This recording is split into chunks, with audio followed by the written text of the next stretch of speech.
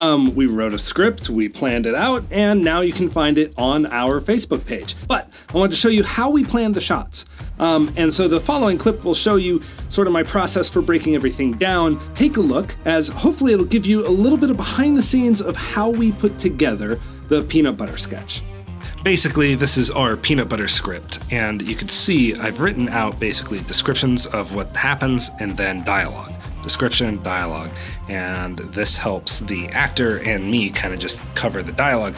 But then all this other stuff here, these are my pre-visualizations. This is basically my versions of storyboards, because I don't like to draw big old complicated things, and so I just need to reference the script and kind of know what I had in my head at the time. So in order to figure out how my shots were going to line out, I drew this, which this is the layout of the room, basically, that I know I'm going to be shooting in. So I know that, okay, I'm going to be on this side of the actors, because you got to be careful about that 180-degree rule. It's very important. This is an actor, and this is an actor, and this line between them, the camera cannot cross it without really good reason.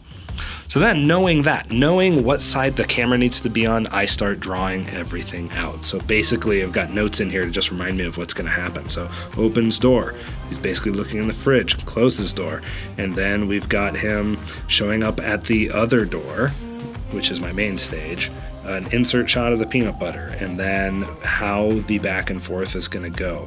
And again, so there's George, and then there is what's he off on the other side of the camera is basically the jar of the peanut butter. I'm hoping to get it in that shot. And then I know, okay, when I'm going to go in for close-ups versus wides. So, for instance, that's a wide, and that's going to be a close-up. And I know I drew arrows, so I know, well, okay, what happens in these shots.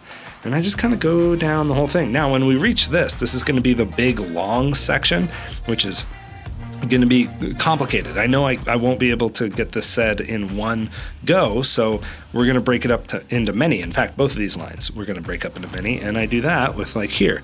Okay, this is going to be a cut to wide, but we're going to start the shot fairly close, and then once we reach the end of a sentence, which is a good place to put a cut, you can do a cut to wide. The reason why I like making my cuts on sentence breaks is it's easier on the actors, because then they only have to memorize one sentence at a time, and then you could move on to the next. And I like to shoot in sequence. So with this one, we know we're going to start on a close, and we know we can get to about here. And then we're going to cut to extreme close, which is just an exaggerated version of this. And we're going to kind of go back and forth. And so I just made little slash marks where I know where my cuts are going to be.